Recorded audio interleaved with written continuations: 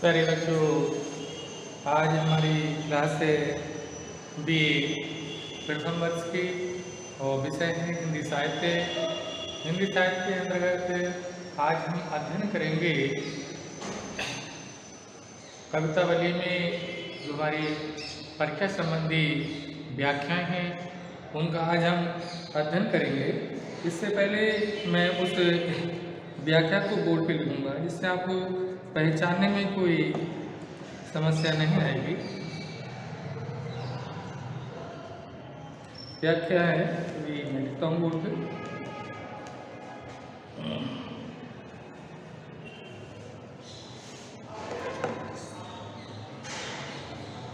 विषय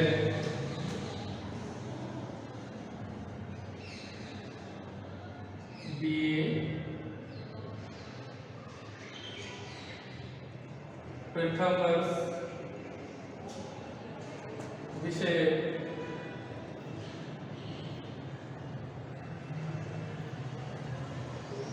हिंदी साहित्य,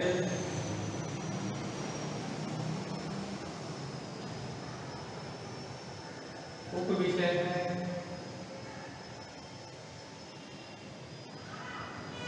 उप विषय रावरे रावरे दोसो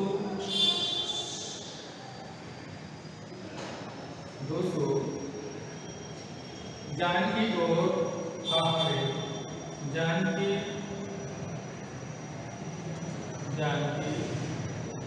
और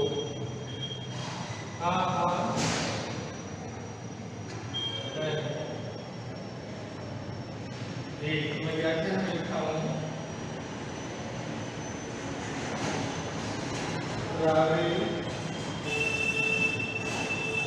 दोसो ना पायन को पग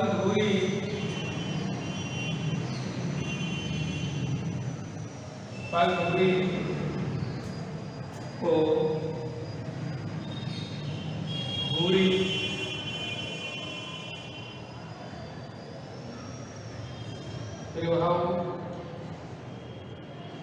है महा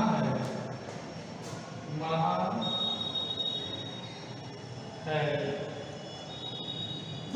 आगे है पान दे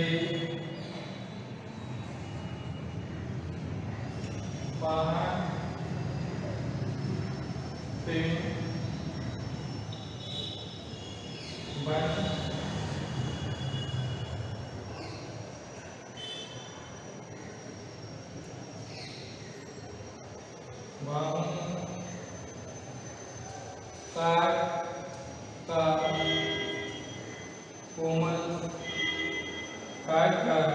कोमल है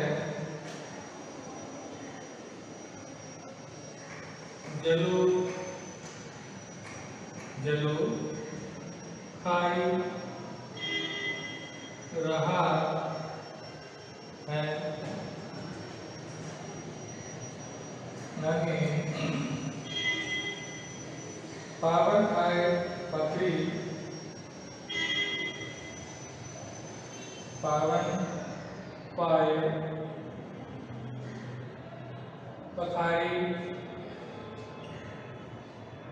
पखारी फिर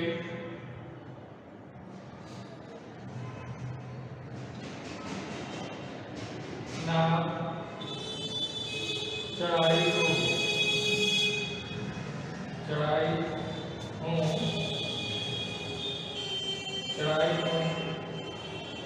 आयुषु कहा है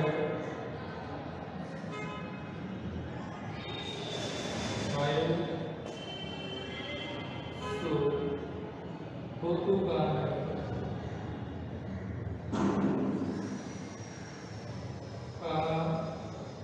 है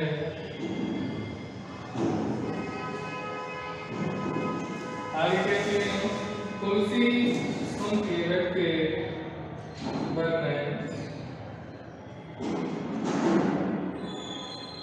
तुलसी सुनी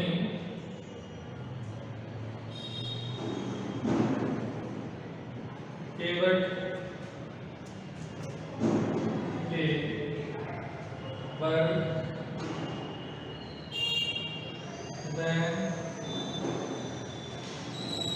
हंसे हंसे प्रभु जानकी जानकी और हा हा हा हा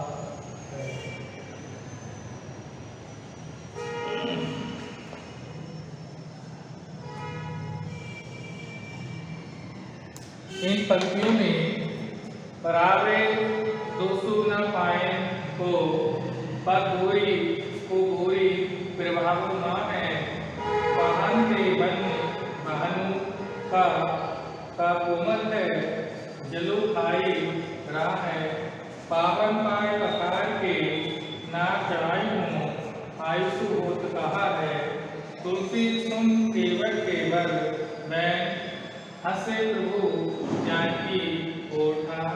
इन पंक्तियों में ये पंक्तियाँ गोस्वामी तुलसीदास द्वारा रचित भक्तावली के अयोध्या कांड से ली गई हैं। प्रस्तुत पंक्तियाँ तुलसीदास द्वारा रचित कवितावली के अयोध्या कांड से ली गई हैं। इन पंक्तियों में श्री राम के चरणों की महिमा का गुणगान किया गया है। इन पंक्तियों में तुलसीदास ने श्री राम के चरणों की महिमा का गुणगान किया है और परंतु उनके चरणों को धोए बिना केवट नाम में नहीं बैठाता है। वो कहता है पहले मैं श्री राम के चरणों को धोऊंगा, उसके पश्चात उन्हें नाम में बिठाऊंगा। संदर्भ में लिखेंगे प्रस्तुत पंक्तियाँ, संदर्भ में लिखेंगे प्रस्तुत पंक्तियाँ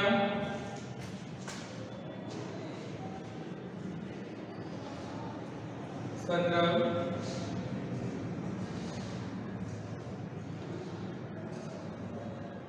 प्रस्तुत पंक्तियाँ तुलसीदास द्वारा रचित तुलसीदास द्वारा रचित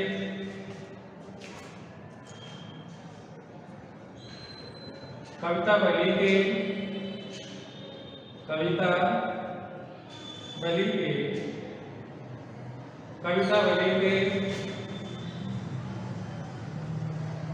कांड से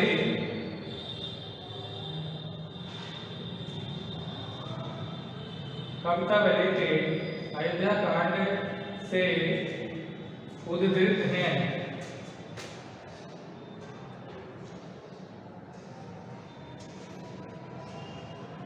उद्धृत हैं।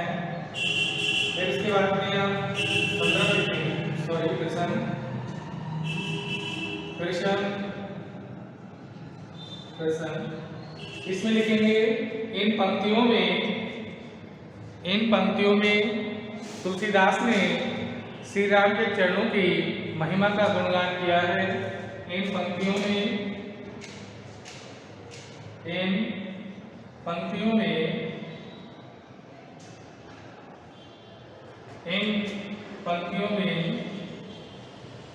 तुलसीदास ने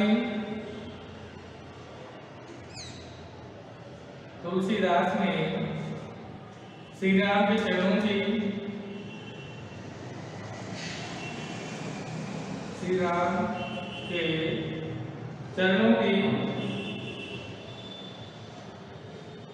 इन पंक्तियों में तुलसीदास ने श्री राम के चरणों की महिमा का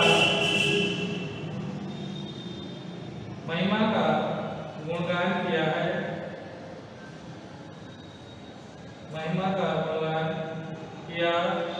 है। इसके बाद में व्याख्या है, तो व्याख्या कैसे लिखेंगे मैं अभी आपको समझा रहा हूँ।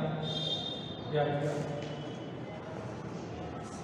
केवट राम से कहता है, मैं आपके चरणों का, केवट श्री राम से कहता है कि आपके रावण दुश्मन पायन को केवट के श्री राम से कहता है कि आपके चरणों का कोई दोष नहीं है, आपके चरणों के प्रभाव को, आपके चरणों का प्रभाव को, धूल का प्रभाव भी अधिक है, आपके चरणों का प्रभाव तो धूल के प्रभाव से ही अधिक है।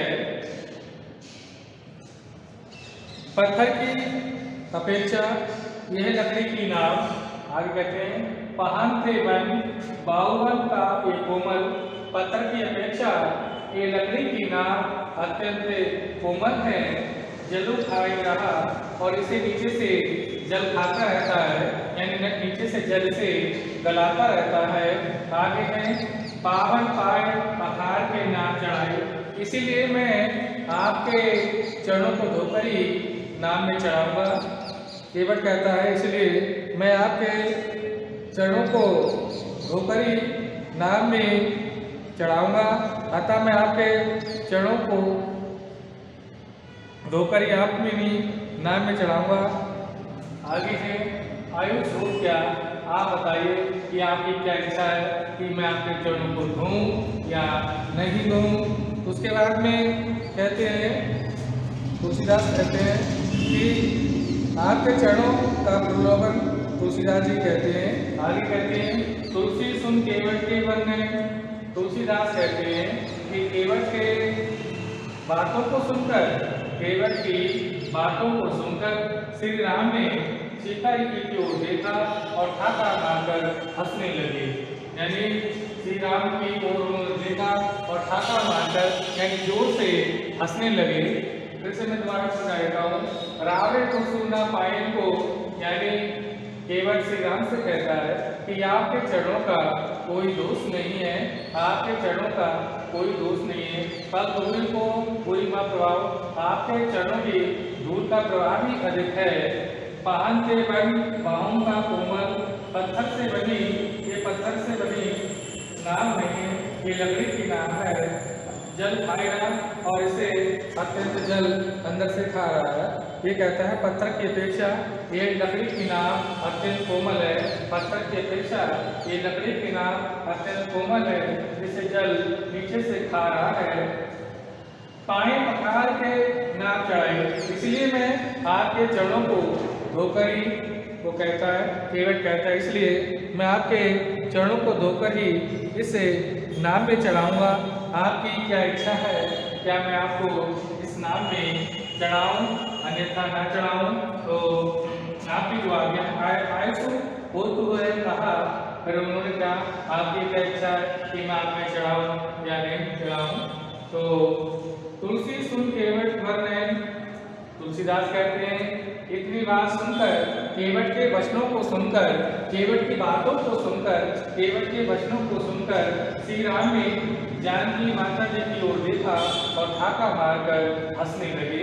तो लिखिएगा, तुलसी पंक्तियां संग्रह लिखेंगे, तुलसी पंक्तियां तुलसीदास और रचित कविता वाले के अयोध्या कांड से उद्धृत हैं। आगे हैं इन पंक्तियों में तुलसीदास ने श्री राम के चरणों की महिमा का गुणगान किया है। व्याख्या लिखेंगे, व्याख्या में लिखेंगे, केवट श्री राम से कहता है, केवट मैंने आपको समझाई दी, रावण दोष न पायन को केवट श्री राम से कहता है कि आपके चरणों का कोई दोष नहीं है, आपके चरणों का कोई दोष नहीं है, आपके चरणों का प्रभाव, आपके चरणों के प्रभाव का धूल से भी अधिक प्रभाव है। पान के वन बाहों का कोमल है, पत्थर की अपेक्षा ये लकड़ी की नाव अत्यंत कोमल है, जिसे जल नीचे से गला रहा है। पाए पखार के नाव चढ़ाई, इसलिए मैं आपको नाव में आपके चरणों को धोकर ही नाम में बिठाऊंगा, नाम में चढ़ाऊंगा, आयुष हो क्या आप बताइए, आपकी क्या इच्छा है। तो तुलसीदास कहते हैं तुम केवट वर्णन, तुलसीदास कहते हैं केवट के वचनों को सुनकर श्री राम ने माता जानकी की ओर देखा और ठाका मारकर हंसने लगे। आगे इसका जो साहित्यिक सौंदर्य है वो साहित्यिक सौंदर्य कैसे लिखेंगे। साहित्यिक सौंदर्य में इसमें लिखेंगे, इसमें बात चतुराई भी परिलक्षित है। साहित्यिक सौंदर्य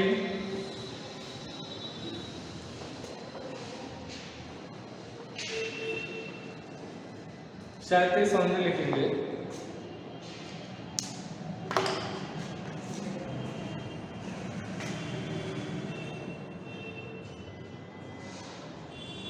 साहित्यिक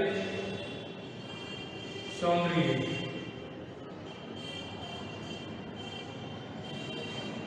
इसमें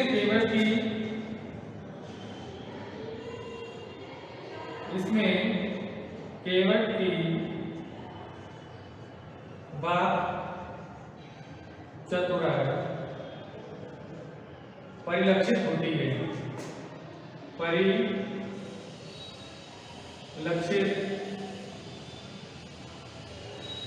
होती है। इसके बाद में आता है इसमें भाषा कौन सी है, तो भाषा ब्रज है नंबर 1। नंबर 2 भाषा, तो भाषा में ये ब्रज भाषा है। छंद कौन सा है, छंद सवैया है, छंद सवैया है।